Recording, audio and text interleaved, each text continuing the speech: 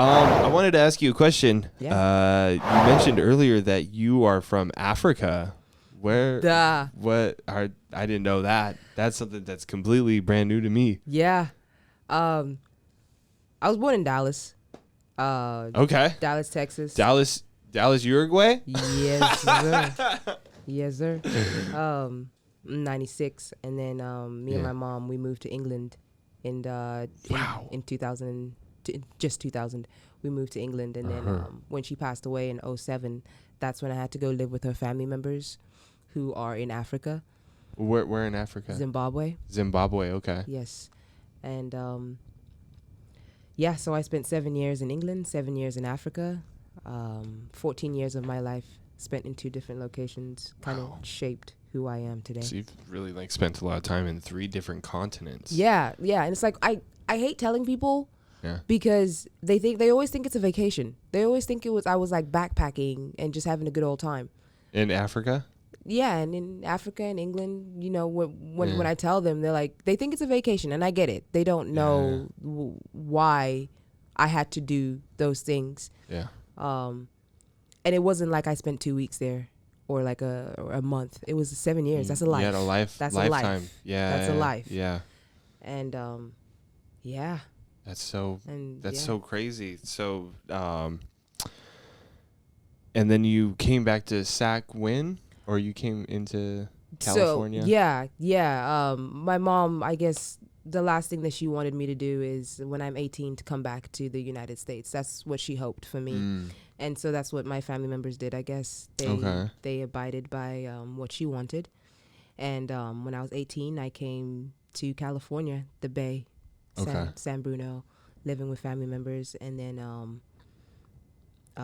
2018, that's when me and one of my cousins, we branched out to go live by ourselves. And Sacramento was the most affordable place because the Bay is just you can't. Jeez, you can't. Don't get me started. Like you're it's slave. Impossible.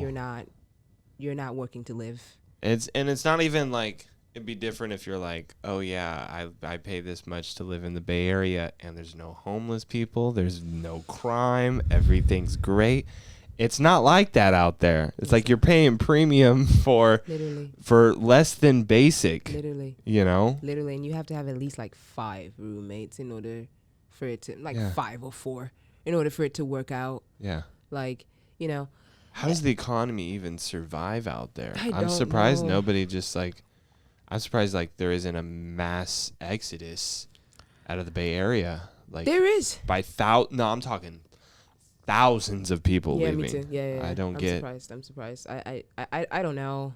I heard tech companies are moving out of there, but my 18-year-old self could not It's be not able doable. to obtain a life in the Bay Area. I can't even do it now, and I'm almost 30, but I couldn't imagine being 18 years old and being like, okay, I'm going to move out somewhere in San Francisco or Pretty Oakland much. or it's... Pretty much. Oakland was an option, but it was just like, Sacramento, you can pay your rent and have something left over to do something with your life. You can be, you can exist as a human, So yeah, and now I'm here. So going back to Europe, you said you lived in where? The UK? England, Manchester. England. Okay, Manchester. Manchester. And Manchester United. Do you like soccer? I do. You do? I do. Okay. Manchester United is my favorite team. Okay, I used nice. to be Chelsea, but they just never win. So I kind of Don't you hate that? Yeah, it is what it is with them. Moved out to Manchester. I think it's because I lived in Manchester, and when you live in a certain area, and whether it's football, soccer, whatever sport it is that is like dominant, you fall into being a fan. Of course, by default. Yeah. So yeah, Manchester. Yeah. That's where I grew up. Yeah. And then what was like the lifestyle changes from like living in Manchester and moving to Zimbabwe? Huge. Like what? It was like a kick in the fucking jaw. Really? It was so different. Yeah. First of all, the weather is I'm sure. Is like England. Everyone knows England is gloomy. It's like the Like weather it's like like outside right now. It's like yeah, it's just kind of like it's like Seattle at all times. Yeah, and it's so pretty far much. north. I didn't realize like when you match up United States and Europe, you're talking about like most of Canada. Pretty much. Yeah. And like that's and like Spain is like where California is. And then like from there it goes all the way up. Europe is pretty. Imagine it being pretty fucking cold out there. It was cold as shit, but it's like you adjust to the surroundings that you're in, and that's exactly what I did. But and then Zimbabwe is sunny. Yeah, I mean, that's good. Was it like dreadful hot though? No, I mean the thing about Zimbabwe was when it's hot, it's hot. When it's cold, it's fucking cold. Yeah, I'm sure. When it was cold, it was fucking cold. Was it humid or was it? It was more dry. More dry. Okay. More dry with hella mosquitoes. Oh no. Yeah, they sucked me out. Yeah. They got my arms, they got my legs. Luckily that shit cleared up, but I was very insecure about that. Really? Yeah. It was like to like a point of insecurity. Yeah, because I was just like, why do I have all this shit on my skin? Like, it's because I was getting bitten every night. And it's like, they're so quiet. So quiet. And by the time you hear them, they've already got their blood. Yeah. Just like little vampires at nighttime. Damn. Yeah. I heard if you eat a lot of garlic in your diet, they will not bite you like as much, or like they'll get sick when they bite you. Yeah. And so that's one way to. I wish I could have told you that when you were living out there. Yeah, that would have been helpful. Just eat some garlic toast and you'd be good. So. Yeah. But damn. So and then I'm sorry. You came back to the United States by yourself, or did you? By myself. You did, and then you met up with family though out there. They just sent me on a plane. Wow. Yeah. Right when you turned 18. Mm-hmm. Okay. Some shit happened. I'm not gonna get into it. Okay, of course. Yeah. But like, it influenced their decision to just be like, all right, we're done. Wow. I mean, I was a bad kid. Really? But it's just like. You don't seem so bad. You seem very nice. You know? Yeah. I'm an asshole. Sometimes. When it's necessary. When it's necessary. Yeah. No, I'm nice. But yeah. But I was a troubled kid, I fucking grew up in Manchester. Like, are you fucking kidding? They throw chairs at their teachers when they're told, Really? Yeah, the kids run the school. I don't know about now. Are they shitty kids? Are there some hella shitty? Really? Because I mean, hella shitty. I feel like California is pretty well known for just having shitty kids. I don't know. Like dude. California, the students in California, that's top notch compared to England. Where, like, I don't know about now. That's the thing. I don't want to speak on. Of course. Yeah. From 2000 to 2007, we ran the classroom. Oh no. Yeah, if we didn't want to do the work, we're not going to do it. That's awful. Pretty much. Education, like, during that time, that's probably the worst place.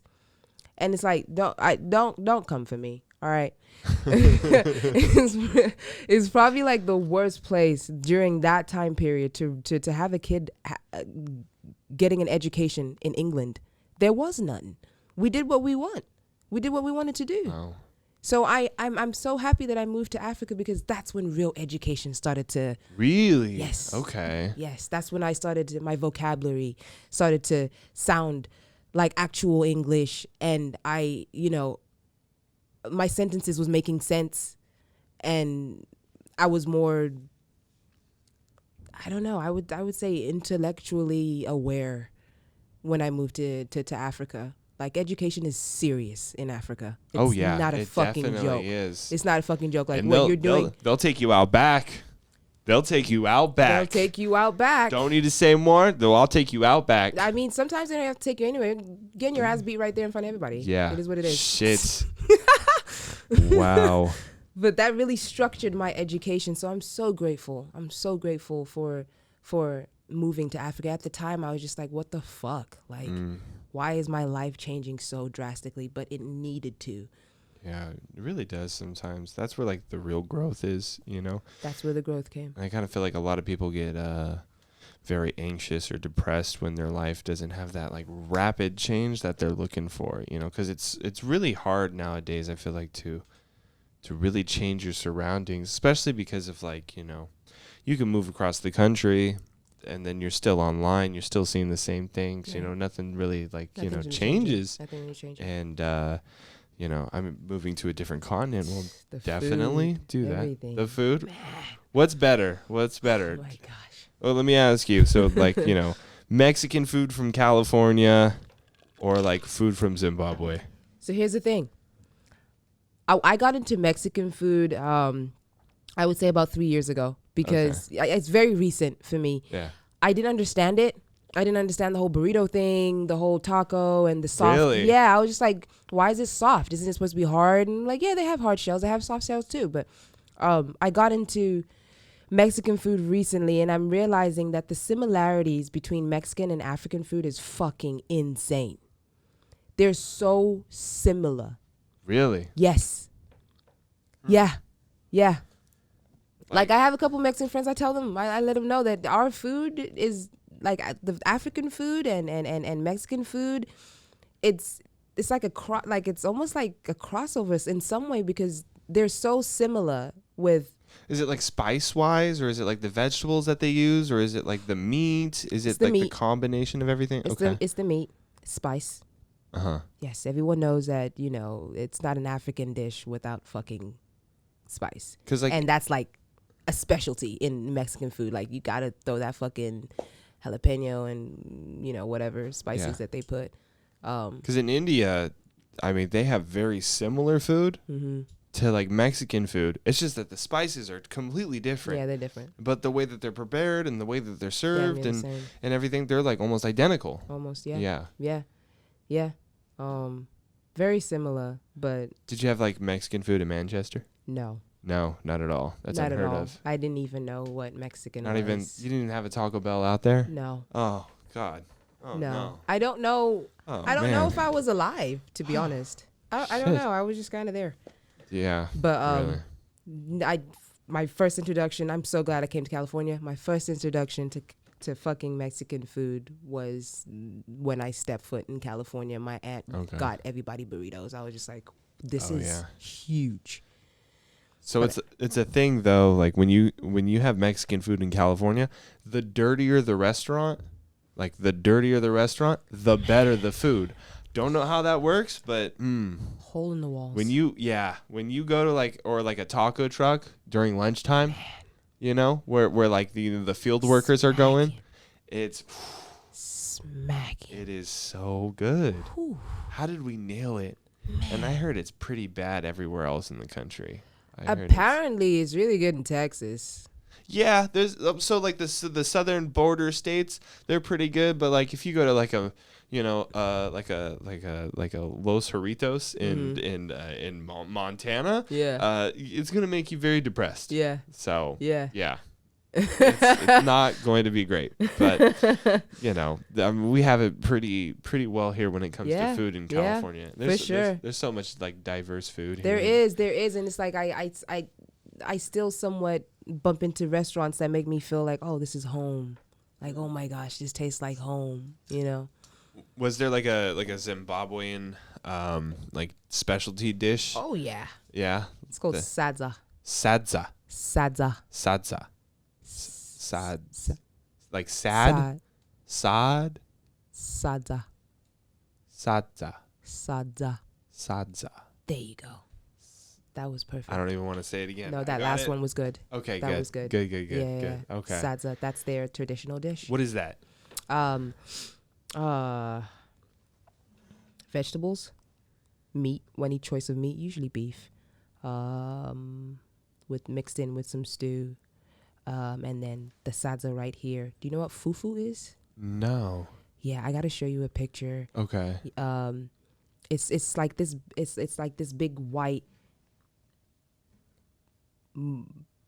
It's like a soft. It's soft, right? Like mashed potatoes consistency. Yeah, but a little bit harder. It's enough for you to be able to pick up your meat right there and your vegetables right there. It's like It's not as loose as mashed potatoes. Okay, so it's like a little bit more A thicker. little bit more thicker. Yeah. There you go. And they have it in Nigeria. They have it in different places, but it's called different. They have different names for it. Yeah. But in Zimbabwe, it's sadza.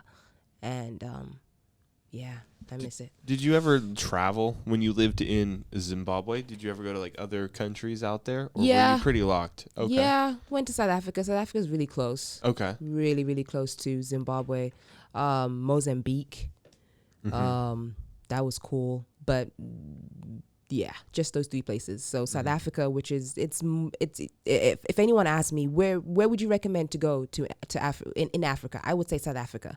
Really? Yeah, because when it comes to the economy, they're a little bit more developed. They're way more on they're Americanized, but at the same time they still have their culture. It's still very much African, but in terms of economy, they're way more developed than Zimbabwe at this present time, and back then. They got prime real estate, because they're at the bottom, and that's what a lot of people stop at. And so I think that helps. Beaches, beautiful, really, absolutely beautiful. Wow, yeah, beautiful. I need to do a lot of travel. Yeah, There's man. so many places that I need to go. If you're gonna go to Africa, that is the spot. Yeah. Okay. That and it's is like the very spot. culturally rich too. Very. Okay. Very. Yeah. They're moving from the last time I checked, they're moving in a direction that is like, we want to be recognized as a country that is developed, because a lot of countries in Africa are underdeveloped. So it's like, they strive, they're proud about it, which they should be. They've done a lot of development in their country, and that their country is absolutely beautiful. So is Zimbabwe, but politics get in the way sometimes. Yeah, they do. And they just fuck everybody up. I mean, they do here too. It's everywhere. It's everywhere. It's really everywhere. But for the underdeveloped countries, if politics get in the way, they're hit harder. They're hit harder because the country's not even developed, and there's politics. Yeah. What the fuck?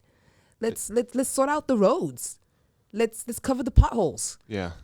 What kind of like government was in Zimbabwe? Like, was it more like of a republic or a democracy, or like, did they have elections and everything? Did everyone vote? They did. But here's the thing, like, they had one president for 40 years. It doesn't seem like a fair democracy. They had a democracy, but it wasn't fair. It wasn't a very fishy sounding democracy. It wasn't. It was like, you know what I mean? Very, very weird. And I'm just like, I remember getting there. I'm just like learning about the president and all that stuff, and just people telling me, yeah, he's been in there for 35 years. Who the fuck wants that job for that long? That's what I'm like. It's so. Like, he didn't want to get the fuck out.